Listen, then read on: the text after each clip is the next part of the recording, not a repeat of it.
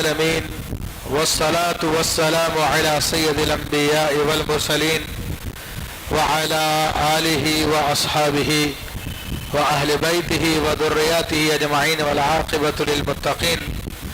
قال الله تبارك وتعالى في كلامه المجيد في سورة آل عمران: بسم الله الرحمن الرحيم.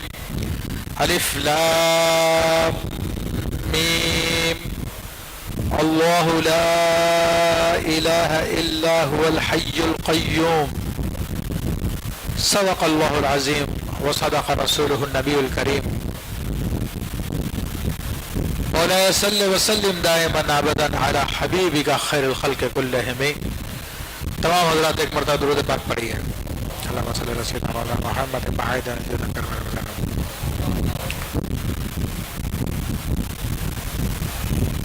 معزز حاضرین کرام، آج ہم اللہ تبارک و تعالیٰ کے فضل و کرم سے سورہ آل عمران کا آغاز کر رہے ہیں. سورہ آل عمران مدنی صورت ہے، اور ابتدا میں نے ذکر کیا تھا کہ مدنی صورت ان صورتوں کو کہا جاتا ہے کہ جو ہجرت نبوی صلی اللہ علیہ وسلم کے بعد نازل ہوئے ہوں، خواہ وہ مکہ شریف میں نازل ہوئی ہوں، خواہ وہ طائف میں ہوں، خواہ عرفات میں ہوں، خواہ مدینہ منورہ میں ہوں. تو جو صورتیں بھی ہجرت کے بعد نازل ہوئی ہیں ان کو مدنی صورت کہا جاتا ہے. اس صورت مبارکہ میں 200 آیات ہیں اور 20 رکوع ہیں، اور اس صورت مبارکہ میں اللہ تبارک و تعالیٰ نے نہایت ہی اہم مضامین کو بیان فرمایا.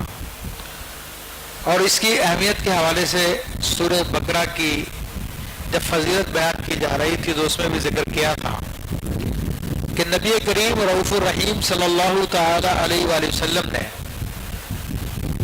ان دونوں صورتوں کو زہراوین قرار دیا ہے. زہراوین یہ زہرا کا تسمیہ ہے اور اس کا مطلب ہوتا ہے چمکدار شے. تو یہ دونوں صورتوں کو، سورہ بقرہ کو بھی سورہ آل عمران کو بھی، حضور علیہ السلام نے دو چمکدار اشیاء قرار دیا. اور اس کی وجہ یہ بتائی کہ کل بروز قیامت پل صراط پہ یہ اپنے پڑھنے والوں کے لیے نور ہوں گی. اور ایک روایت میں یہ ہے کہ کل بروز قیامت میدان محشر کی سخت دھوپ میں یہ دونوں کی دونوں صورتیں اپنے پڑھنے والوں پہ صاف فگر ہوں گی. تو بہت اہم صورتیں ہیں. اس صورت کو صورت کنز بھی کہتے ہیں. کنز مانے خزانہ. تو اس صورت مبارکہ میں علم کا خزانہ ہے. اس صورت کو مغنیہ بھی کہتے ہیں، غنی کر دینے والی. اس صورت کو صورت مجادلہ بھی کہتے ہیں کہ اس کے اندر عیسائیوں کے ساتھ باقاعدہ مناظرہ ہے، اور اس میں عیسائیت کا پورا راز اس میں بیان کر دیا گیا ہے. ان کی حقیقت کو تفصیل کے ساتھ بیان کر دیا گیا ہے. پھر اس سورت کی سورہ بقرہ سے بڑی مناسبت بھی ہے. سورہ بقرہ شریف کی ابتدا الف لام میم سے ہوئی. اس سورت کی ابتدا بھی الف لام میم سے ہوئی ہے. سورہ بقرہ میں اللہ تبارک و تعالیٰ نے اہل کتاب کا ذکر کیا، خاص طور پہ یہودیوں کا. تو اس سورت میں بھی اہل کتاب کا ذکر کیا مگر عیسائیوں کا. سورہ بقرہ میں اللہ تبارک و تعالیٰ نے ابتدا ہی میں سیدنا آدم علیہ السلام کا ذکر کیا کہ ان کی پیدائش عام قانون سے ہٹ کے ہوئی تھی، بغیر ماں باپ کے ہوئی تھی. تو اس صورت کی ابتدا میں اللہ تبارک و تعالیٰ نے عیسیٰ علیہ السلام کا ذکر کیا کہ ان کی پیدائش بھی عام قانون سے ہٹ کے ہوئی تھی. اسی طرح اس صورت میں سورہ بقرہ میں بھی شرعی احکام ہے، اس میں بھی شرعی احکام ہے. اس میں یہودیوں کے دلائل کا رد کیا گیا، اس میں عیسائیوں کے دلائل کا رد کیا گیا ہے. پھر اس صورت کے آخر میں، سورہ بقرہ کے آخر میں بڑی جامع دعا ہے. تو اسی طرح سورہ آل عمران کے آخر میں بڑی جامع دعا ہے. تو اور بھی بہت ساری مناسبتیں دونوں صورتوں میں پائی جاتی ہیں. بہرحال ہم اس کی ابتدا کرتے ہیں. اس کی شان نزول وہ بھی میں ذکر کرتا ہوں. ابتدا الف لام میم سے ہوئی. الف لام میم، ان کو حروف مقطعات کہتے ہیں، قطع کیے ہوئے، الگ کیے ہوئے. اس لیے ان کو مقطعات کہتے ہیں. ان کو جب بھی پڑھتے ہیں تو الف لام میم الگ الگ کر کے پڑھیں گے. اس کو الگ نہیں پڑھ سکتے, ملا کے نہیں پڑھ سکتے. پھر ان کا معنی کیا ہے؟ تو بہرحال یہ کوڈ ورڈز ہیں جو اللہ تبارک و تعالیٰ کے درمیان میں اور اس کے حبیب علیہ الصلوۃ والسلام کے درمیان میں ہیں, جو اللہ تعالیٰ جانتا ہے اور اس کا حبیب صلی اللہ علیہ وسلم جانتے ہیں. جبریل امین نے جب کہا الف, آپ نے فرمایا میں نے سمجھ لیا. انہوں نے کہا لام, آپ نے فرمایا میں نے سمجھ لیا. انہوں نے کہا میم, آپ نے فرمایا میں نے سمجھ لیا. تو جبریل امین بھی اس رات سے واقف تھے جو اللہ اور اس کے حبیب کے درمیان میں ہے. اور اس کا معنی جیسا میں نے ذکر کیا, اللہ اور اس کے حبیب علیہ الصلوۃ والسلام ہی جانتے ہیں. لیکن علماء نے کچھ تعویلیں بیان کی, جیسے حضرت عبداللہ بن عباس رضی اللہ تعالیٰ عنہ اس کا ایک معنی بتاتے تھے کہ الف سے مراد اللہ ہے, لام سے مراد جبریل ہے, اور میم سے مراد محمد ہے صلی اللہ علیہ وسلم. کہ یعنی یہ قرآن مجید اللہ کی طرف سے بذریعہ جبریل امین کے محمد صلی اللہ علیہ وسلم پہ نازل ہوا ہے. تو اس کے ایک دلچسپ بات بھی ہے کہ نبی علیہ الصلوۃ والسلام نے جب اس سورت کی تلاوت کی تو یہودی گزرے وہاں سے, انہوں نے سنا الف لام میم, تو انہوں نے جا کے اپنے دیگر سرداروں کو بتایا. تو بہرحال وہ اپنے علماء کے ساتھ کعب بن اشرف یہودی آیا اور اس نے آ کر جو ہے کہا کہ ہم اس دین کو کیا کریں گے مان کر, اس دین کی عمر تو 72 سال ہے. کیونکہ علم العادات کے مطابق الف کا ایک الگ عدد ہے, لام کا ایک الگ عدد ہے, میم کا ایک الگ عدد ہے. جب ان کو جمع کیا جاتا ہے تو 72 بن جاتے ہیں. تو کہا آپ کے دین کی عمر تو 72 سال ہے, 72 سال بعد ختم ہو جائے گا. آپ نے فرمایا اچھا, مجھ پہ الف لام میم 7 بھی نازل کیا گیا. کہ لو جی یہ تو بڑھ گئی. آپ نے فرمایا مجھ پہ الف لام میم را بھی نازل کیا گیا. کہا یہ تو اور بڑھ گئی عمر. تو کہا پھر ہمیں کچھ سمجھ میں نہیں آتا. تو کہا علم العادات کی ایک حقیقت ہے, اور نبی علیہ الصلوۃ والسلام اس کا رد فرما دیتے تمہارا علم غلط ہے. لیکن حقیقت سے مراد اس کی تمام باتیں جائز نہیں ہو جاتی. غیب کی باتیں معلوم کرنا اس کے ذریعے وہ غلطی ہے. تو بہرحال شان نزول اس صورت مبارکہ کی کیا ہے یہ سمجھنے کی بات ہے, اور تقریباً پوری صورت کا وہ مقدمہ ہے جو شان نزول ہے, اسی کی بنیاد پہ سارے کے سارے بات ہوگی. ہوا یہ کہ نجران, یہ یمن کا ایک علاقہ ہے, وہاں کے عیسائی ایک مرتبہ نبی علیہ الصلوۃ والسلام کی خدمت میں مناظرہ کرنے کے لیے حاضر ہوئے کہ معاذ اللہ حضور علیہ الصلوۃ والسلام کو ہم عیسائی بنا لیں گے, ہم ان سے مناظرہ کریں گے. تو وہ 60 افراد تھے اور 60 سواریوں پہ تھے, جن میں ان کے 14 سردار تھے اور 3 ان کے بڑے اہم آدمی تھے. ایک کا نام عبد المسیح تھا, یعنی مسیح کا بندہ, عیسیٰ علیہ السلام کا بندہ, جو ان کا بڑا دینی شخصیت تھی, بہت اہم آدمی تھا. اس کی رائے کے بغیر وہ لوگ کوئی کام نہیں کرتے تھے. ایک ان کا وزیر مالیات تھا, تو یہ سارے کے سارے ان کے مالی معاملات, خوراک وغیرہ کے انتظام کو چلاتا تھا. اور ایک ان کا مذہبی پیشوا تھا ابو حارثہ, اور یہ بڑا عالم تھا عیسائی مذہب کا, اور اس کی قدر پوری عیسائی دنیا میں کی جاتی اس زمانے میں. روم کے بادشاہوں نے اس کی بڑی عزت افزائی کی تھی, اور اس کے علم کی بنیاد پر اس کو بڑی بڑی جاگیریں, بڑی بڑی جائیداد دی گئی تھی.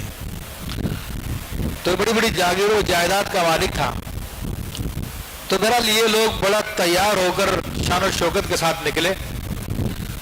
تو راستے میں ابو حارثہ کے اونٹ کو یا گھوڑے کو ٹھوکر لگی, وہ پسلا.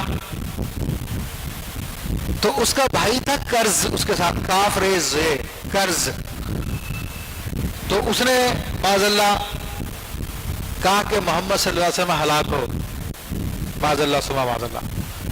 کیونکہ یہ لوگوں میں عادت تھی کہ جب کوئی تکلیف پہنچتی ہے, کوئی مصیبت آتی, تو اپنے دشمن کے لیے بد دعا کرتے ہیں.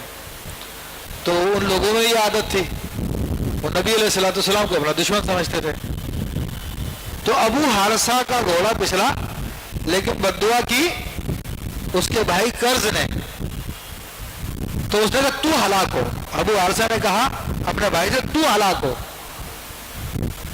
اس نے کہا کیوں، مجھے کیوں کہہ رہے ہو ایسے؟ کہا تمہیں پتہ نہیں وہ سچے نبی ہیں، وہ ان کی جتنی علامتیں ہماری کتابوں میں سب ان میں موجود ہیں.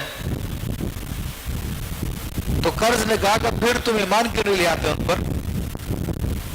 کہا قرض بات یہ ہے کہ بڑی عزت ملی ہوئی ہے، ابھی بڑی جاگیریں ملی ہوئی، بڑی جائیداد ملی ہوئی ہے، بڑی مال و دولت ہے، اگر میں ان پہ ایمان لے آؤں گا تو روم کے بادشاہ سب کچھ چھین لیں گے، انگلی ہو جائیں کہ ساری عزت سب چلے جائے گی، تو مجبوری ہے، اس لیے نہیں کر رہا میں. تو یہ حقیقت تھی ان کی. قرض کے دل میں یہ بات بیٹھ گئی، اور بہرحال کچھ عرصے کے بعد قرض بعد میں سچے مسلمان ہو گئے تھے. ابو حارثہ کو دولت نصیب نہیں ہوئی ایمان کی. بہرحال یہ قافلہ پہنچا مدینہ منورہ میں، مسجد نبوی میں آ کے ٹھہر گیا. صحابہ کرام فرماتے ہیں کہ اتنی شان و شوکت تھی، اتنے زبردست قسم کے ان لوگوں نے لباس پہنے ہوئے تھے کہ ہم نے کبھی کسی کی اتنی شان و شوکت نہیں دیکھی. اہل دنیا تھے نا، مذہب کے نام پہ دنیا داری کر رہے تھے، تو مذہب کے نام پہ پیسہ کما رہے تھے. تو ان کا نماز کا وقت ہوا عیسائیوں کے، تو انہوں نے مسجد نبوی میں نماز شروع کر دی. تو صحابہ کرام نے منع کرنا چاہا تو نبی علیہ السلام نے اشارے سے منع کرا دیا. مراد یہ تھی کہ یہ مہمان ہیں اور ابھی یہ ہمارے پاس آئے ہیں، تو اگر ہم ان کے ساتھ سختی کا رویہ کریں گے تو ممکن ہے کہ پھر یہ دین کی بات نہ سنیں. بعض لوگ اس سے استدلال کرتے ہیں کہ جناب یہودی عیسائی اگر ہماری مسجد میں آ کے عبادت کرنا چاہے تو ان کو اجازت ہے، تو بالکل غلط بات ہے، بالکل گمراہ کن بات ہے. اسلام کا نظریہ یہ ہے کہ ان کو عبادت کی دعوت نہیں دی جائے گی. اگر کوئی ایسا معاملہ ہے اور اگر وہ کرتا ہے تو پھر اس کو سختی کے ساتھ نہیں، نرمی کے ساتھ ڈیل کیا جائے گا. تو بہرحال نبی علیہ السلام کی ان سے ملاقات ہوئی، تو آپ علیہ السلام نے ان سے فرمایا کہ تم مسلمان کیوں نہیں ہو جاتے، تم ایمان کیوں نہیں لے آتے؟ تو انہوں نے کہا کہ ہم تو ایمان لا چکے ہیں. عیسائیوں کے سرداروں نے کہا ہم تو ایمان لا چکے، آپ ایمان لے کر آئے. آپ نے فرمایا تم لوگ جھوٹے ہو. اب مناظرہ شروع ہے، اور مناظرے میں کون ہے؟ رسول اللہ صلی اللہ علیہ وسلم ہے. تو علماء حق اس لیے مناظرہ بھی کرتے ہیں کہ رسول اللہ صلی اللہ علیہ وسلم کی سنت بھی ہے. لیکن مناظرہ دلائل کے ساتھ ہوتا ہے، گالی گلوچ کے ساتھ نہیں ہوتا. تو حضور علیہ السلام نے فرمایا کہ تم لوگ جھوٹ بول رہے ہو، اور تم لوگ اس لیے مسلمان نہیں ہو، اس لیے مومن نہیں ہو کہ تم لوگ عیسیٰ علیہ السلام کو خدا مانتے ہو. تم اس لیے مسلمان نہیں ہو، عیسیٰ علیہ السلام کو خدا کا بیٹا مانتے ہو. دوسری بات یہ کہ تم لوگ صلیب کی عبادت کرتے ہو، کراس کی عبادت کرتے ہو. اور تیسری وجہ یہ ہے کہ تم لوگ خنزیر کھاتے ہو، اس لیے تم مسلمان نہیں ہو، مومن نہیں ہو. تو اب یہودی علماء تھے، یہ عیسائی علماء تھے، تو انہیں دلائل دینے شروع کر دیے. تو انہوں نے کہا کہ اچھا آپ ہی بتائیں کہ ہم عیسیٰ علیہ السلام کو کیا کہیں، خدا کا بیٹا نہ کہیں تو وہ تو بغیر باپ کے پیدا ہوئے ہیں، اور جو بغیر باپ کے پیدا ہو تو کوئی ہو ہی نہیں سکتا، تو خدا کے بیٹے ہیں معاذ اللہ. حضرت مریم خدا کی بیوی ہے معاذ اللہ ثم معاذ اللہ. بعض نے کہا کہ ان میں خدائی صفات پائی جاتی ہیں، جو خدا کی صفتیں وہ ان کی صفتیں ہیں. جناب وہ مردوں کو زندہ کر دیا کرتے تھے، وہ بیماروں کو ہاتھ لگا کے صحیح کر دیا کرتے تھے، وہ غیب کی بات بتا دیا کرتے تھے. تو مختلف ان لوگوں نے مختلف باتیں کی. تو نبی کریم صلی اللہ تعالی علیہ وسلم نے ان سے مناظرے میں پھر کچھ جواب دیا. آپ علیہ السلام نے ارشاد فرمایا کہ دیکھو تم عیسیٰ علیہ السلام کو خدا کا بیٹا کہہ رہے ہو معاذ اللہ. باپ اور بیٹا ہم جنس ہوتے ہیں، ان کی جنس ایک ہی ہوتی ہے. جس طرح انسان کی اولاد جانور نہیں ہوتی اور جانور کی اولاد انسان نہیں ہوتی، دونوں مخلوق ہے نا. کبھی جانور سے انسان پیدا نہیں ہوتا اور کبھی انسان سے جانور پیدا نہیں ہوتا، دونوں کی جنسیں الگ ہے، تو جو جنس کا ہوگا وہ اسی جنس سے ہونا چاہیے۔ تو کہا کہ باپ اور بیٹا ہم جنس ہوتے ہیں۔ اب اللہ تبارک و تعالیٰ تو حی و قیوم ہے، ہمیشہ سے زندہ اور ہمیشہ زندہ رہے گا۔ بتاؤ عیسیٰ علیہ السلام کی یہ صفت ہے؟ تو انہوں نے کہا کہ نہیں، ان کی یہ صفت نہیں ہے۔ کیسے کہہ سکتے تھے؟ عیسیٰ علیہ السلام کی جو ولادت تھی پہلے نہیں تھے، پھر ان کا انتقال بھی ہوگا، ابھی تو نہیں ہوا لیکن بعد میں ہوگا ان کا انتقال، تو وہ دنیا میں نہیں رہیں گے، تو ہمیشہ تو قائم نہ رہے وہ۔ اور یہ نبی علیہ الصلوۃ والسلام نے ان کو فرمایا۔ پھر آپ علیہ الصلوۃ والسلام نے یہ بھی ارشاد فرمایا کہ اچھا بتاؤ کہ اللہ تبارک و تعالیٰ تو وہ ہے کہ جس کی قدرت میں ہر چیز ہے، جو ہر چیز کو قائم رکھے ہوئے ہے، جب سے دنیا بنائی اس نے اور جب تک رکھے گا سب چیزوں کو وہی چلا رہا ہے۔ کیا عیسیٰ علیہ السلام کی شان ہے؟ نہیں، یہ تو نہیں ان کی شان۔ پھر آپ علیہ السلام نے پوچھا کہ اللہ تو وہ ہے کہ جس کو ہر شے کا علم ہے، ذرے ذرے کا علم ہے، کیا عیسیٰ علیہ السلام کو بھی ایسا علم حاصل تھا؟ تو انہوں نے کہا کہ اتنا علم تو نہیں تھا۔ تو آپ نے فرمایا کہ بیٹا باپ کی جنس سے ہوتا ہے، اگر عیسیٰ علیہ السلام خدا کی جنس سے ہے تو ان کو بھی یہ تینوں باتیں حاصل ہونا چاہیے تھی۔ اس پر وہ خاموش ہو گئے اور کوئی جواب نہ دے سکے۔ پھر بعد میں مباہلے کی نوبت آئی، وہ آگے اس کا ذکر آئے گا، وہاں پر میں تفصیل سے ذکر کروں گا انشاءاللہ تعالی۔ تو اب اس موقع پہ یہ صورت نازل ہوئی، تقریباً اس کی ابتدائی 80 آیات انہی لوگوں کے رد میں ہیں، اہل کتاب میں سے عیسائیوں کے رد میں 80 آیات۔ تو اللہ فرماتا کہ اللہ لا الہ الا ہو، اللہ وہ ذات ہے کہ جس کے سوا کوئی عبادت کے لائق نہیں۔ اب یہ عیسائیوں کا رد کر دیا کہ تم عیسیٰ علیہ السلام کو جو پوج رہے ہو وہ تم غلط کر رہے ہو، وہ عبادت کے لائق نہیں ہے، اللہ تبارک و تعالیٰ ہی ہے۔ الحی القیوم، وہ عبادت کے لائق کیوں ہے؟ اس لیے کہ وہ ہمیشہ سے زندہ ہے اور ہمیشہ زندہ رہے گا۔ وہ قیوم ہے، قیوم کہتے ہیں قائم کرنے والے کو، جو خود اپنی ذات سے قائم ہو اور باقی سب چیزوں کو قیام اسی ذات کی وجہ سے ہو، اور وہ اللہ کے سوا کوئی ذات ہے ہی نہیں ہے، کہ اپنی ذات سے قائم رہنے والے صرف اللہ تبارک و تعالیٰ ہے، باقی تمام مخلوقات کو اس نے قائم کیا ہوا ہے۔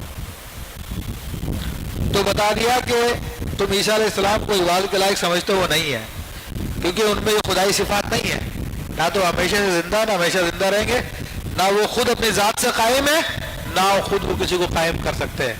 وہ اللہ تبارک و تعالیٰ ہے جو سب کو قائم کرنے والا ہے۔ پھر نزل علیک الکتاب بالحق، اور اس نے آپ پر کتاب کو حق کے ساتھ نازل کیا۔ کتاب سے مراد قرآن مجید فرقان حمید ہے۔ اب اللہ تبارک و تعالیٰ خود گواہی دے رہا ہے کہ قرآن مجید حبیب صلی اللہ علیہ وسلم آپ پر نازل ہوئی ہے، تو یہ حق کے ساتھ ہے۔ حق کے ساتھ کیا مراد ہے؟ مراد یہ کہ یہ سچائی کے ساتھ اتری ہے، اس میں کسی قسم کا شبہ نہیں ہے، نہ نازل کرنے والے میں شبہ ہے، نہ جبریل امین لے کے آنے والے میں شبہ ہے، نہ جس کے دل پہ نازل کیا محمد رسول اللہ ان میں کوئی شبہ ہے۔ یہ ہر قسم کے شبہ سے پاک یہ تینوں ذاتیں، تو حق کے ساتھ اللہ نے نازل کیا، اور اس میں حق بات کا احکام ہے۔ مصدقا لما بین یدیہ، پھر قرآن کی ایک صفت کی طرف اشارہ کیا، یہ قرآن تصدیق کرنے والی ہے ان کی جو اس سے پہلے آ چکی ہیں، یعنی قرآن سے پہلے بھی دیگر انبیاء پہ کتابیں نازل ہوئی، جن میں تورات، زبور، انجیل، ابراہیم علیہ السلام کے صحیفے، دیگر انبیاء کے صحیفے، ان سب کے بارے میں اللہ نے کیا فرمایا کہ قرآن ان سب کی تصدیق کرتی ہے. قرآن کیسے تصدیق کرتی ہے ان سب کی؟ ایک تو اس طرح تصدیق کرتی ہے کہ قرآن بتاتی ہے کہ اللہ نے پچھلے انبیاء پہ بھی کتابیں نازل کی. دوسری تصدیق کی صورت کیا ہے؟ ان تمام کی کتابوں میں یہ بات موجود تھی کہ اللہ تبارک و تعالیٰ اپنے نبی آخر زمان محمد رسول اللہ صلی اللہ علیہ وسلم کو بھیجے گا. حضرت موسیٰ علیہ السلام نے یہ گواہی دی، اپنے قوم کو بتایا. حضرت عیسیٰ علیہ السلام نے اپنے قوم کو بتایا. خود انجیل میں آج تک یہ ورسز موجود ہیں، یہ الفاظ موجود ہیں کہ I am going to Lord، میں خدا کی طرف جا رہا ہوں. عیسیٰ علیہ السلام فرما رہے ہیں میں خدا کے پاس جا رہا ہوں. I will send the helper، میں مددگار کو بھیجوں گا. He will tell you about the right and wrong، وہ تمہیں بتائے گا سچ اور جھوٹ کے بارے میں. If I will not go، he will not come، اگر میں نہیں جاؤں گا وہ نہیں آئے گا. مجھے جانا ہے، جا کے اس مددگار کو بھیجوں گا میں. یہ الفاظ موجود ہیں، اور یہ سے الفاظ بھی موجود تھے، پہلے بھی انہوں نے چینج کر دیے کہ میں اس ذات کو بھیجوں گا جو بہت تعریف کی ہوئی ہے، یعنی محمد کو بھیجوں گا صلی اللہ تعالی علیہ وسلم. خود قرآن اس بات کی گواہی دیتا ہے کہ انجیل کے اندر الفاظ موجود تھے کہ عیسیٰ علیہ السلام نے بتایا کہ احمد تشریف لانے والے ہیں. تو اب اگر قرآن ان کی تصدیق نہیں کرتا، ان نبی علیہ السلام کی نبوت کا اعلان نہ کرے، تو ان سب کی کتابیں جھوٹی پڑ جائیں گی کہ بھائی کہاں ہے وہ جو عیسیٰ علیہ السلام نے جس کی بشارت دی، موسیٰ علیہ السلام نے جن کے بارے میں کہا، ابراہیم علیہ السلام نے جن کی دعائیں کی، کہاں ہے وہ نبی؟ تو نبی علیہ السلام آئے، کتاب لے کر آئے، تو یہ کتاب نے ان سب کی تصدیق کر دی.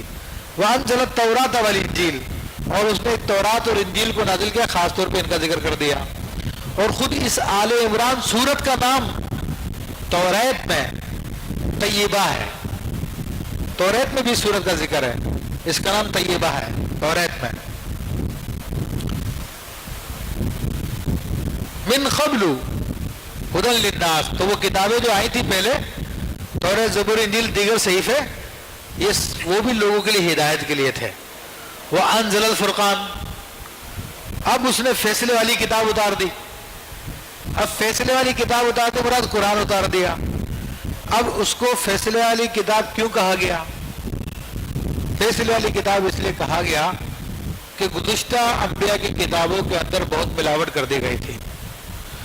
اب لوگوں کو حق اور باطل کو پہچاننے میں بڑا مسئلہ پیش آ رہا تھا، تو قرآن نے آ کر باطل کو الگ کر دیا، حق کو الگ کر دیا. فیصلے والی کتاب ہو گئی قرآن مجید. جیسے کہ خود عیسیٰ علیہ السلام کے الفاظ موجود ہیں، میں مددگار کو بھیجوں گا جو آگے بتائے گا کیا سچ ہے کیا غلط ہے، وہ تمہیں بتائے گا. تو عیسائی اپنی کتابوں کی وجہ سے، دیگر باتوں کی وجہ سے جن غلطیوں میں لگ گئے، یہودی لگ گئے. یہ اللہ کے حبیب صلی اللہ علیہ وسلم نے بتایا. پیچھے آپ سورہ بقرہ پڑھ کے آئے کہ یہودی عیسائی لوگ حضرت سلیمان علیہ السلام کو جادوگر کہا کرتے تھے. تو یہ نبی علیہ السلام نے بتایا کہ جادوگر نہیں ہے. حضرت بی بی مریم کنواری بطول پر یہ لوگ زنا کی تہمت لگایا کرتے تھے، کہتے تھے کہ وہ تو یوسف نجار سے ان کا چل رہا تھا معاملہ شادی سے پہلے، تو ان کی وجہ سے وہ بچہ پیدا ہوا. یہودی کہتے ہیں عیسیٰ علیہ السلام کے بارے میں معاذ اللہ. تو قرآن نے بتایا نہیں، وہ کنواری ہے، پاکیزہ ہے، وہ اللہ کی ولیہ نیک بندی ہے. وہ یہ قرآن نے صحیح بات بتائی ہے ساری کے ساری. تو اس لیے فرمایا کہ فرقان فیصلہ کرنے والی ہے. ان الذین کفروا بآیات اللہ لہم عذاب شدید، تو جو لوگ، جن لوگوں نے اللہ کی آیتوں کا انکار کیا، ان کے لیے دردناک عذاب ہے، شدت کا عذاب ہے. اب دیکھیں جب مناظرہ ہوتا ہے تو مناظرے کے اندر پہلے دلائل بیان کیے جاتے ہیں. تو یہ جو آیتیں میں نے پڑھی تھی وَأَنزَلَ الْفُرْقَانَ تک، یہ دلائل تھے اسلام کے کہ خدائی کے لائق، عبادت کے لائق صرف اللہ تعالیٰ کی ذات ہے جو کہ حی قیوم ہے، اور ہدایت دینے والی کتاب قرآن مجید ہے جو گزشتہ کتابوں کی بھی تصدیق کرتی ہے. اب جب دلائل پورے ہو چکے ہیں اور وہ لوگ دلائل سننے کے باوجود اب ماننے کے لیے تیار نہیں ہے، خود تنہائی میں اقرار بھی کرتے ہیں کہ ہاں یہ سچے نبی ہے، تو اب لوگ دو قسم کے ہوتے ہیں، یا تو باتوں سے مان لیتے ہیں یا جوتوں سے مانتے ہیں۔ اب باتیں تو پہلے سنا دی ہیں، اب ذرا جوتے دکھائے جا رہے ہیں، ایک محاورے کے طور پہ کہہ رہا ہوں میں۔ اب عذاب کا ڈر سنایا جا رہا ہے کہ جو لوگ اللہ کی آیتوں کا انکار کرتے ہیں، اللہ کی نشانیوں کا انکار کرتے ہیں، تو ان کے لیے بڑا دردناک عذاب ہے۔ خود قرآن کا انکار کیا، یہ بھی اللہ کی آیتیں ہیں۔ توریت زبور میں خود حضور علیہ السلام کے بارے میں موجود تھا، آپ کا حلیہ شریف موجود تھا، آپ کی نعت شریف موجود تھی، آپ کے صحابہ کا ذکر موجود تھا، ان کا انکار کر رہے ہیں، تو یہ اللہ کی آیتوں کا انکار کر رہے ہیں، جان تو پوچھتے کر رہے ہیں، تو دردناک عذاب کے مستحق ہوئے یہ لوگ۔ واللہ عزیز ذو انتقام، اور اللہ تبارک و تعالیٰ زبردست بدلہ لینے والا ہے، انتقام لینے والا ہے۔ تو یہ اللہ نے تحدید فرمائی ہے۔ تحدید جیسے اردو زبان میں دھمکی کا لفظ کہتے ہیں نا، کہ مان جاؤ ورنہ پھر ٹھیک نہیں ہوگا، تو اسی طرح اللہ تبارک و تعالیٰ نے ان کو دھمکی دی ہے کہ مان جاؤ، انکار کو چھوڑ دو۔ ان اللہ لا یخفی علیہ شیء فی الارض ولا فی السماء، اللہ تعالیٰ تو وہ ذات ہے کہ جس پر نہ تو زمینوں میں نہ ہی آسمانوں میں کوئی چیز پوشیدہ ہے۔ اب یہ مزید دلیل آئی اسی بات کے رد میں کہ تم کہتے ہو کہ عیسیٰ علیہ السلام غیب کی باتیں بتاتے ہیں، تو قرآن نے انکار نہیں کیا کہ غیب کی بات نہیں بتاتے ہیں، قرآن نے ثابت کیا وہ غیب کی بات بتاتے تھے، لیکن قرآن کہتا ہے کہ اتنا غیب نہیں تھا جتنا کہ تم لوگ سمجھ رہے ہو۔ یہ بد مذہبوں کی طرح نہیں ہے کہ جناب حضور کے علم غیب کا انکار ہی کر دیا، یا مانا تو ایسا مانا کہ معاذ اللہ گائے گدھے گھوڑے پاگل بچوں سب کو اتنا علم ہے، معاذ اللہ صبح معاذ اللہ۔ یہ کافرانہ طریقہ ہے۔ یہ اللہ کا طریقہ یہ ہے کہ جو بات ہے اس کو مانا جائے مگر اس کی حقیقت بتائی جائے۔ تو عیسیٰ علیہ السلام کو علم غیب تھا، خود قرآن نے ذکر کیا کہ تم اپنے گھروں میں جو کھاتے ہو میں تمہیں بتا دوں گا، بتا سکتا ہوں، تم جو چھپا کے رکھتے ہو وہ بھی میں تمہیں بتا سکتا ہوں۔ انکار نہیں کیا، لیکن بتایا کہ اللہ کا علم تو بہت زیادہ ہے، وہ تو زمین و آسمان کے ہر باریک سے باریک بات کو جانتا ہے۔ تو ایسے ہی رسول اللہ صلی اللہ علیہ وسلم کے علم کے لیے ہم کہتے ہیں کہ اللہ نے آپ کو علم غیب دیا، مگر وہ ما کانا وما یکون کا علم تھا، جو ہوا اور جو آئندہ ہوگا وہ علم ہے۔ اور اللہ کا علم کتنا ہے؟ ہم کہتے ہیں اللہ کے علم کے سامنے ایک ذرے کی حیثیت نہیں رکھتا یہ علم، اللہ کا علم لا حد لا حساب ہے۔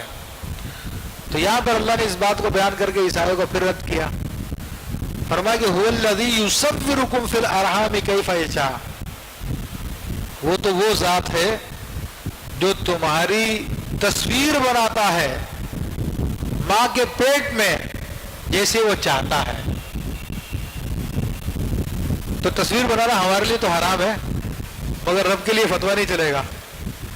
رب بادشاہ جو چاہے بنائے، اس سے کون پوچھنے والا ہے؟ تو بہرحال حدیث کریمہ میں آتا ہے، یہ اللہ کی ایک شان کا بیان ہو رہا ہے۔ وہ کہہ رہے ہیں عیسیٰ علیہ السلام جو کارساز ہیں، تو بتایا کہ کارساز تو اللہ تبارک و تعالیٰ ہے، وہ ماں کے پیٹ میں اندھیرے ہیں، وہاں پر بچے کی تخلیق فرماتا ہے۔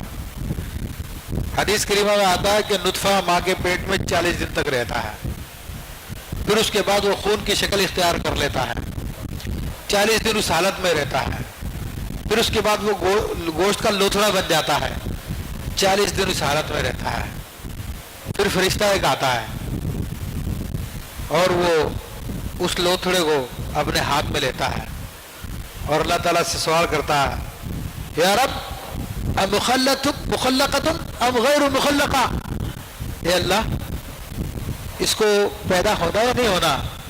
اگر اللہ فرماتا نہیں ہونا، غیر مخلقہ فرماتا، تو اس کو اس وقت خون کر دیتا ہے اور وہ حمل ضائع ہو جاتا ہے، اس کو ابارشن کہتے ہیں۔ اور اگر اللہ فرماتا کہ ہاں اس کو پیدا ہونا ہے، تو اب فرشتہ سوال کرتا ہے، اے اللہ اس کی عمر کتنی ہوگی، اس کا رزق کتنا ہوگا، یہ کہاں مرے گا، کس طرح مرے گا، یہ شقی ہے یہ سعید ہے، جنتی ہے، جہنمی ہے، کیا ہے؟ اللہ فرماتا لوح محفوظ پہ لکھا ہو، جا کے دیکھ لو۔ فرشتہ لوح محفوظ پہ جاتا ہے، لے جا کر دیکھتا ہے اور ایک پرچہ بناتا ہے، اس کے گلے میں لٹکا دیتا ہے۔ اور یہ وَأَلْزَمْنَا، یہ آیت طیبہ قرآن میں اس میں ذکر کیا اللہ تبارک و تعالیٰ نے کہ ہم نے ہر آدمی کے گلے میں اس کا جو ہے پرچہ لٹکا دیا ہے۔ تو اب ہمیں تو نظر نہیں آ رہا وہ، لیکن وہ دوسری آنکھ ہوتی ہے دیکھنے والی، اس کی روحانی آنکھیں ہوتی ہیں۔ تو اولیاء کرام بھی دیکھ کے اندازہ کر لیتے ہیں یہ کیا ہے اس کا معاملہ۔ ہر درجے کا وزن نہیں، اعلیٰ درجے کے اولیاء کرام ان کی نگاہ لوح محفوظ پہ ہوتی ہے، لوح محفوظ کو براہ راست مشاہدہ کر لیتے ہیں وہ لوگ۔ جب فرشتہ دیکھ سکتا ہے، فرشتہ بھی تو اللہ کا بندہ ہی ہے نا، اللہ کی مخلوق ہی ہے نا، انسان تو اس سے افضل ہے، ولی اللہ فرشتے سے افضل ہوتا ہے، تو وہ بدرجہ اولا دیکھ سکتا ہے جب فرشتہ دیکھ سکتا ہے۔ وہ کہتے جناب علوم خمسہ، تو صرف اللہ کو ہے، نبی کو نہیں ہو سکتا۔ علوم خمسہ کس بات کا نام ہے؟ بارش کب ہوگی، کل کیا ہوگا، کون کہاں مرے گا، یہ علوم جو علوم خمسہ میں آتے ہیں، یہ فرشتے کو سب پتہ چل جاتا ہے لوح محفوظ دیکھ کر کہ یہ بھی اللہ ہو گیا تمہارے مطابق۔ تو بیوقوفی کی بات ہے، اللہ کی عطا سے معلوم ہو سکتا ہے، اور اللہ کی عطا کے بغیر کسی کو معلوم نہیں ہو سکتا۔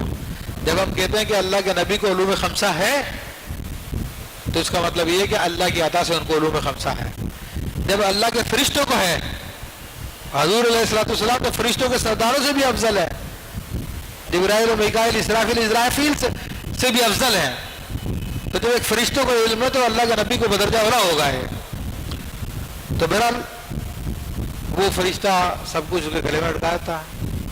اور یہاں پر ایک اور حدیث میں اور بھی آیا کہ بندہ ساری زندگی گناہ کے کام کرتا رہتا ہے، اس کے بیچ میں اور جہنم کے بیچ میں تھوڑا سا فاصلہ رہ جاتا ہے، جنت کے بھی گناہ کے کام کرتا کرتا ہے جہنم کے بالکل قریب پہنچ جاتا ہے، تو اچانک جو ہے وہ توبہ کر لیتا ہے، نیک کام کرنے لگ جاتا ہے، اس حالت میں مر جاتا ہے، جنت میں داخل ہو جاتا ہے۔ اور ایک آدمی ساری زندگی نیک کام کرتا رہتا ہے، پھر آخری ٹائم میں توبہ کر رہے، جنت اور اس کے بیچ میں تھوڑا فاصلہ رہ جاتا ہے، پھر وہ گناہوں میں لگ جاتا ہے، جہنم والے کام کرنے لگ جاتا ہے، اور اسی حالت میں مر جاتا ہے اور جہنم میں چلا جاتا ہے۔ تو اس حدیث شریف میں ہمیں بتایا گیا کہ اللہ سے ڈرنا چاہیے، اپنے ایمان پر اس حیثیت سے خوش نہیں ہونا چاہیے کہ میں مومن ہوں جی، میں بڑا سمجھدار ہوں جی، میں نے سمجھ لیا حق و باطل کو، نہیں، اس پہ خوشی اس اعتبار سے ہونا چاہیے اللہ نے فضل کر دیا کہ میں تو اس قابل نہیں تھا کہ حق و باطل کو سمجھ سکوں، یہ میرے رب کا فضل ہے جو جس نے مجھے بتایا، جس نے مجھے اس کام کے لیے چن لیا، اس اعتبار سے خوشی۔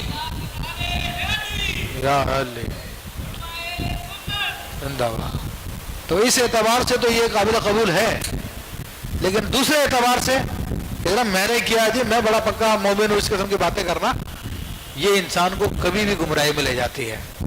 اور یہ بڑی تفصیلی بات ہے، کبھی موقع ملے تو میں ذکر کروں گا۔ تو ہم مومن کیوں ہیں؟ اللہ کا فضل ہے، ہمیشہ یہ تصور ہونا چاہیے۔ کسی کافر کو دیکھ کر یہ نہیں بیوقوف لوگ ہیں بتوں کا سجدہ کر رہے ہیں، ان کو عقل نہیں ہے، میں زیادہ عقل مند ہوں، ایسا نہیں سوچنا چاہیے۔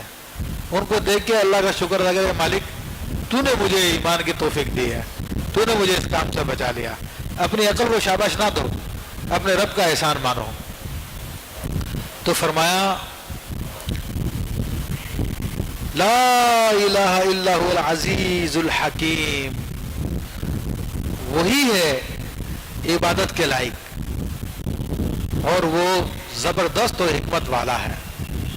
تو یہاں پر بھی اللہ تبارک و تعالیٰ نے اپنی دو صفات کی طرف اشارہ کر دیا کہ زبردست ہے، وہ بہت غلبے والا ہے اور بہت حکمت والا ہے۔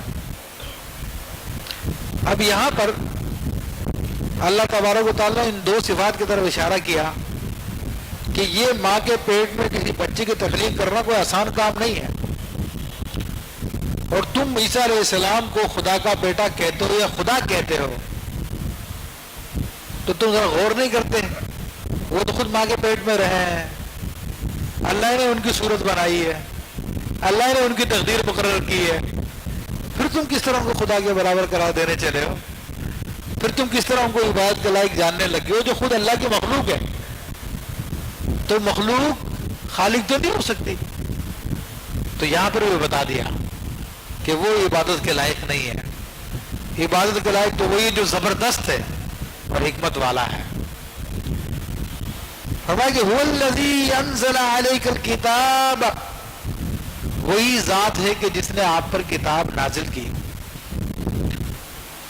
اب یہ قرآن مجید فرقان حمید کی ایک علم کو بیان کیا جا رہا ہے کہ قرآن مجید فرقان حمید میں آیتیں دو قسم کی ہیں، اس کو بیان کیا جا رہا ہے کہ وہی اللہ ہے جس نے آپ پر قرآن کو نازل کیا. منہ آیات محکمات، تو اس قرآن کے اندر کچھ آیتیں ہیں جو بڑی واضح ہیں. واضح سے مراد کیا ہے کہ ان کو سمجھنا آسان ہے اور ان کے اندر واضح حکم دیا ہوا، یہ کرو یہ نہ کرو. ٹھیک ہے، ہر آدمی اس کو سمجھ جاتا ہے، ظاہری اعتبار سے اس کا معنی مفہوم مطلب اس کا پہچان لیتا ہے. تو ان کو محکمات قرار دیا، آیت محکم یا آیت احکام کہہ لیں آپ. جیسا کہ سورہ بقرہ کے آیت احکام میں نے آپ کو دیے، وہ قرآن کے واضح احکام ہے جس کو آپ سمجھ سکتے ہیں. ہن ام الکتاب، اور یہ جو واضح احکام جو محکم آیتیں یہ قرآن کی بنیادیں ہیں. ام الکتاب لفظی مطلب کتاب کی ماں، لیکن میں نے آپ کو سورہ بقرہ کی تفسیر میں ذکر کیا تھا کہ ام کا لفظ عربی زبان میں ہمیشہ ماں کے معنوں میں نہیں آتا، بلکہ بنیاد، اصل، جڑ، ان سب معنوں میں بھی استعمال ہوتا ہے. تو یہاں پر کتاب کی اصل ہے. فرمایا کہ وَأُخَرُ مُتَشَابِهَاتٌ، اور بعض آیتیں دیگر آیتیں متشابہات ہیں. متشابہات جن کے معنی میں اشتباہ پایا جاتا ہے، ان کے معنی میں لوگوں کو اشتباہ ہوتا ہے کہ اس کا کیا معنی مراد لیں ہم. تو اب یہ متشابہات جو ہے وہ ہمارے اعتبار سے ہے، اللہ کے اعتبار سے نہیں ہے.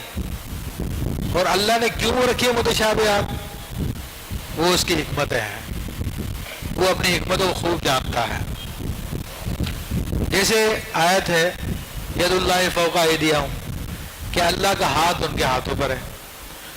تو حالانکہ ہمارا عقیدہ کہ اللہ تعالیٰ جسم سے پاک ہے، ہاتھ پاؤں نہیں ہے اس کے جیسے ہمارے ہیں، وہ پاک ہے ان سے. لیکن قرآن میں ذکر آ گیا، کہیں اللہ کی پنڈلی کا ذکر آیا اور کہیں جو ہے اس کے چہرے کا ذکر آیا ہے. کہیں کہا کہ وہ آسمانوں پہ من فی السماء، جو آسمانوں پر ہے. حالانکہ ہم کہتے کسی جگہ میں نہیں آ سکتا، جگہ اس کو گھیر نہیں سکتی، وہ ہر چیز کو محیط ہے وہ. تو اس قسم کی آیتیں اس کا لوگ مطلب اپنی مرضی سے لینے لگ جاتے ہیں.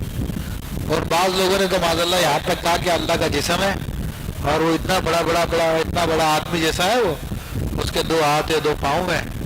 یہاں تک کہ وہ ایک گمراہوں کا امام ابن تیمیہ ہے، تو وہ تو اللہ کے لیے باقاعدہ جسم مانتا تھا. اور وہ ایک دن تقریر کر رہا تھا، کئی سو سال پرانی بات بتا رہا ہوں جو کتابوں میں لکھی ہوئی ہے. تو اس نے کہا کہ اللہ تعالیٰ آسمان دنیا پہ آیا تھا بڑی راتوں میں، اور پھر وہ ممبر پہ سے اترتا اور سیڑھیوں پر کہا اس طرح آیا تھا جس طرح میں آ رہا ہوں. اس طرح اس نے اللہ تعالیٰ کو تشبیہ بھی دی. تو ابن تیمیہ یہ بہت بڑا گمراہ آدمی گزرا جس کو آج بھی لوگ فالو کر رہے ہیں. تو اس قسم کے لوگوں نے عقیدے بنا لیے. تو ہمارے یہاں پہ عقیدے نہیں ہیں، ہاں تعویلیں ہیں. جب اس کے ہاتھ کا ذکر آئے تو سمراد اس کی قدرت ہے، اور جب اس کہا جائے گا آسمانوں میں تو سمراد اس کی عظمت، اس کی بلندی ہے. اس قسم کا معنی ہمارے یہاں پر ہے جو علماء نے بیان کیا. باقی اس کے معنی کی کھوج کرنا یہ جائز نہیں ہے. حضرت امام مالک رضی اللہ تعالیٰ کی خدمت میں ایک آدمی آیا تو اس نے استوا کے بارے میں پوچھا کہ استوا کی کیفیت کیا ہے. اللہ نے فرمایا ثم الرحمن علی العرش استوا، پھر رحمان عرش پہ مستوی ہو گیا. اب استوا کا جو لفظی معنی برابر ہونا، تو اب اس کا مطلب ہوگا یا تو عرش پہ بیٹھ گیا یا عرش کے برابر ہو گیا. تو اب ہمارے نزدیک تو یہ ہے کہ وہ عرش سے بھی بلند ہو گیا، ٹھیک ہے، جو اس کی شان کے لائق ویسا ہے۔ ایک آدمی امام مالک کے پاس آیا، اس نے کہا کہ حضور استوا کے بارے میں کیا کہتے ہیں آپ، کیا ہے یہ؟ تو امام مالک نے فرمایا کہ الاستوا معلوم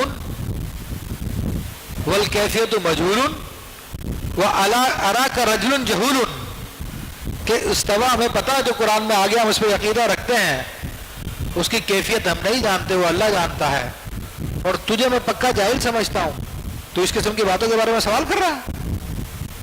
تو ان باتوں کے بارے میں کھوج لگانا، سوال کرنا بھی جائز نہیں ہے۔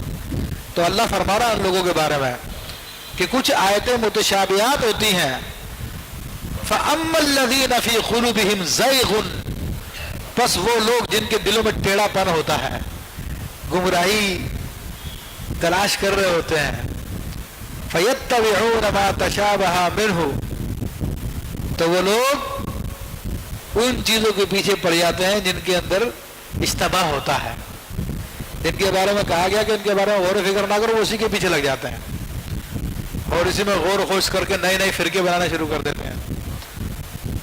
اللہ فرما رہا کیوں لگ جاتے ہیں؟ ابتغاء الفتنہ، فتنہ برپا کرنے کے لیے۔ جی قرآن میں آیا جی، یہ جو میں بول رہا ہوں قرآن میں ہے، تو ایک نئے فرقے کی بنیاد ڈال دیتا ہے یہ کہہ کر، جاہل عوام ہوتی بولتے ہیں قرآن کی بات کر رہا ہے۔ جیسے جاوید غامدی، اس نے بہت گمراہی پھیلائی، اور بھی دیگر بہت سارے ایسے لوگ ہیں، بابر چودھری ہے جو آج کل یہی کام میں لگے ہوئے ہیں، اور اسی طرح اور بھی بہت سارے لوگ ہیں، فراڈی مسخرے، فاسق و فاجر جو نمازیں نہیں پڑھتے ہیں، وہ ٹیلی ویژن پہ آ کے قرآن کی تفسیریں بیان کر رہے ہیں۔ آپ کو معلوم ہے کتنے لوگ ہیں عورتوں کے ساتھ بے حجابانہ بے پردہ کام کرتے ہیں، اور تھوڑی دیر میں تک قرآن کی تفسیر بیان کرنے لگ جائیں گے، کبھی نعت پڑھنے لگ جائیں گے، لوگوں کو بیوقوف بنانے کے لیے، فتنہ پیدا کرنے کے لیے۔ تو اللہ تعالیٰ نے کے بارے میں فرما رہا کہ وہ صرف فتنے کے لیے ایسے کرتے ہیں اور اس کی تعویلیں ڈھونڈنے لگ جاتے ہیں، وابتغاء تعویل، اور اس کی تعویل چاہتے ہیں، اس کا معنی جاننا چاہتے ہیں، مگر اللہ کیا فرماتا ہے؟ وما یعلم تاویلہ، اس کی تعویل تو کوئی نہیں جانتا الا اللہ، سوائے اللہ کے، کہ اس کا حقیقی معنی صرف اللہ جانتا ہے۔ جب ایک بات واضح ہو چکی کہ جب اس کا حقیقی معنی اللہ جانتا ہے، تو پھر آپ کیوں اس کے پیچھے پڑ رہے ہیں؟ اور یہ عوام سے بھی سوال ہے، تو ایسے آدمی کے پیچھے کیوں لگ رہے ہیں کہ جب ایک بات کا، لیکن دیکھو عوام کو علم نہیں ان باتوں کا، جہالت ہے، طوطے کی طرح قرآن پڑھتے رہے لیکن قرآن کا معنی آتا نہیں ہے، تو اس لیے ان کا شکار ہو جاتے ہیں نئی نئی باتیں سن کے۔ پھر اللہ، اچھا اب یہاں پر یہ آیت طیبہ کیوں نازل کی گئی؟ قرآن میں دو قسم کی آیتیں ہیں، ایک تو محکمات ہے اور ایک متشابہات ہے۔ ان متشابہ آیتوں میں سے ایک آیت یہ ہے کہ حضرت عیسیٰ علیہ السلام کو اللہ نے روح اللہ قرار دیا، قرآن میں ذکر آیا، کلمۃ اللہ فرمایا کہ وہ اللہ کا کلمہ ہے، وہ اللہ کی روح ہے۔ تو جب یہ مناظرہ ہوا تو اس پر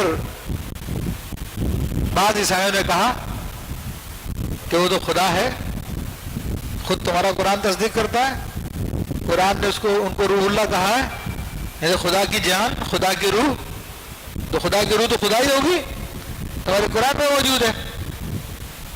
تو حضور علیہ الصلوۃ والسلام نے فرمایا کہ اس آیت کا وہ معنی نہیں ہے جو تم سمجھ رہے ہو، یہ آیت متشابہات میں سے ہے، اور متشابہ آیت وہ ہوتی ہے جس کا حقیقی معنی اللہ تعالیٰ ہی جانتا ہے، اور اس کے معنی کے پیچھے وہ لوگ پڑھتے ہیں جو فتنہ پھیلانا چاہتے ہیں۔ تو یہ اس کا بیان بھی کر دیا یہاں پر، یہ آیت نازل کر کے ان عیسائیوں کا جواب بھی دے دیا۔ تو یہ ایک علم تو اپنی جگہ پر ہے ہی، لیکن عیسائیوں کا جواب بھی چل رہا ہے۔ فرمایا کہ والراسخون فی العلم، اور جو علم میں پکے ہیں، مضبوط ہیں، وہ کیا، ان کا معاملہ کیا ہوتا ہے؟ کیا وہ جانتے ہیں اس کا معنی کو؟ نہیں، ان کے بارے میں بھی یہی ہے، یقولون آمنا بھی، وہ اس کی کوئی تعویل تشریح نہیں کر رہے ہوتے، وہ کہتے ہیں ہم اس پہ مان لائے، جو ہمارے رب نے فرمایا ہم نے مانا، جتنا سمجھ میں آیا اتنا مان لیا، نہیں سمجھ آیا تب بھی مان لیا، اپنی طرف سے ہم اس کا کوئی معنی نہیں کریں گے. اب یہاں پر یہ بات بیان فرمائی. اب یہاں پر ایک ذہن میں مطلب کہ پھر آگے بھی بتایا ان کی کیا شان ہوتی ہے. یقولون آمنا بھی، تو وہ پکے علم والے کہتے ہیں ہم اس پہ ایمان لائے. کل من عند ربنا، جو کچھ ہے وہ ہمارے رب کی طرف سے آیا. ہمارے رب کی طرف سے جو آتا ہے وہ ٹھیک ہوتا ہے، اس پہ ہمارا ایمان ہے. سمجھ میں آیا یا نہ آئے؟ وما یذکر الا اولو الالباب، اور اس بات کو نہیں سمجھتے سوائے جو عقل والے ہیں. اب یہاں پر اس بات کو بیان کرنے سے پہلے اللہ نے ایک مثال دی ہے. اب بات آپ لوگوں کے ذہن میں آئے، شیطان ڈالتا ہے نا یہ باتیں کہ یار مانا سمجھ نہیں آ رہا، قرآن تو ہدایت کی کتاب ہے، پھر کیوں سمجھ نہیں آ رہا؟ کہ ہم بیوقوف ہیں جو سمجھ میں نہیں آ رہا؟ ہمارے کو اتنے پڑھے لکھے لوگ ہیں، عقل ہے، ہمیں سمجھ میں آنا چاہیے. تو پیچھے اللہ نے ایک مثال بیان کی ہے، اور وہ اس میں حکمت یہی ہے کہ فرمایا کہ هو الذی یصورکم فی الارحام کیف یشاء، اللہ وہ ذات ہے جو ماں کے پیٹ میں تمہاری جیسی چاہے صورتیں بناتا ہے. اب اللہ تبارک و تعالی، زمین ایک ہی ہے، ایک ماں ہے، نطفہ ایک ہی باپ کا ہے، بیج بھی ایک ہی ہے، لیکن اس سے جو پیداوار ہو رہی ہے، وہ جو اولادیں پیدا ہو رہی ہے، کوئی خوبصورت ہو رہا ہے، کوئی بدصورت ہو رہا ہے، کوئی کالا ہو رہا ہے، کوئی گورا ہو رہا ہے، کوئی غصے کا تیز ہے، کوئی نرم ہے. یہ کیا چیز ہے اس کے پیچھے؟ زمین بھی وہی ہے، ایک ہی ماں ہے، بیج بھی ایک ہی باپ کا ہے. جب ایک ہی چیز ہے پھر یہ فرق کائے کو آ رہا ہے؟ اب کوئی عقل انسانی اس کا جواب دے سکتی ہے؟ کوئی بتا سکتا ہے اس کا جواب؟ نہ کوئی ماہر نفسیات بتا سکتا ہے اس کا جواب، نہ کوئی بڑا کوئی ڈاکٹر اس کا جواب دے سکتا. بس اس کے بعد یہ بھی اللہ جو چاہے کرے، جو دے رہا گیا بائی چانس ایسا ہو گیا، اس کے پاس اس کی ریزننگ کچھ بھی نہیں ہے. تو وہ موٹے موٹے معاملات جو ان کے آنکھوں سے ہم دیکھ رہے ہیں، جن کو ہم ڈائریکٹ ایکسپیریمنٹ کر رہے ہیں ہم ان کا، جب ان کا علم ہمارے پاس نہیں ہے تو اس پہ بھی ہم اس کو مان لیتے ہیں، تسلیم کرتے ہیں کہ حقیقت ہے. تو اللہ کا یہ تو کلام اللہ کا ہے، اس کی بہت ساری باتیں ایسی جو تمہیں سمجھ میں نہیں آئے. یہ مثال پہلے اس لیے دی تھی کہ تم کلمات اللہ اور روح اللہ کہہ رہے ہو تو وہ نہیں ہے جو تم سمجھ رہے ہو. کلمات اللہ اور روح اللہ کا معنی یہاں پر کچھ اور ہے. یہ کلمت اللہ کی، چلو میں آپ کا جواب دے دوں. میں کلمت اللہ کیوں کہا عیسیٰ علیہ السلام کو؟ آپ کے ذہن میں بھی سوال پیدا ہوا ہوگا. کلمت اللہ اس لیے کہا کہ آپ کن سے پیدا ہوئے ہیں. کیا بغیر باپ کے اللہ نے فرمایا ہو جا کن، اور کن ایک کلمہ ہے تو کلمت اللہ ہوئے. روح اللہ یا روح اللہ تو وہ پھونک کے معنی میں استعمال ہوتا ہے. تو وہ اللہ تعالیٰ نے جس طرح انسان کے بارے میں فرمایا نفخت فیہ من روحی، کہ میں نے اس کے اندر اپنی روح پھونکی، تو ایسے ہی حضرت مریم رضی اللہ تعالیٰ میں جبرائیل علیہ امین نے آ کے پھونکا تھا، تو اس لیے روح اللہ کہا ان کو. تو مانا تو یہ وہ نہیں جو تم سمجھ رہے ہو. تو یہاں پر اللہ نے اس بات کی وضاحت فرما دی. پھر وہی بات جس کا میں نے ابھی تھوڑی دیر پہلے ذکر کیا تھا کہ انسان کو اپنی عقل پہ نہیں ناز کرنا چاہیے، اپنے رب کا شکر ادا کرنا چاہیے. آج ہم جو مومن ہیں اپنی عقل کی وجہ سے نہیں ہیں، اپنی سمجھ کی وجہ سے نہیں ہیں. یہی نبی علیہ الصلوۃ والسلام نے فرمایا، یہی قرآن کا بات ہے. یہ قرآن کہتا ہے کہ اگر اللہ ہمیں ہدایت نہ دیتا ما کنا لنہتدی لہذا، تو ہمیں اس بات کی ہدایت نہیں ملتی. تو اب مومن بندوں کا کیا کام ہے؟ اللہ نے فرمایا جو علم کے پکے وہ کہتے ہیں کہ ہم اس پہ ایمان لائے، یہ ہمارے رب کی طرف سے ہے. اور وہ کہتے ہیں ربنا لا تزغ قلوبنا، اے ہمارے رب تو ہمارے دلوں کو ٹیڑھا مت کرنا، بعد اذ ہدیتنا، بعد اس کی کہ تو ہم کو ہدایت دے چکا ہے. یعنی ہدایت دینے کے بعد ہمارے دلوں کو ٹیڑھا مت کر دینا میرے مالک. وہب لنا من لدنک رحمہ، جس طرح ابھی تو نے ہمیں رحمت دی، ایمان دیا ہے، تو ہمیں اور رحمت دے. انک انت الوہاب، اور بے شک تو بہت دینے والا ہے. बहुत अता करने वाला है। ये अल्लाह तबारक तआला का इसमें वहाब। और जो चाहता है कि अल्लाह के इनाम उसके ऊपर छमाछम बरसें और उसकी माल और दौलत बेहिसाब हो जाए, तो यह वहाब का विर्द करे रोज़ा 1000 बार, तो इंशाअल्लाह तबारक तआला कसरत ही कसरत है उसके पास।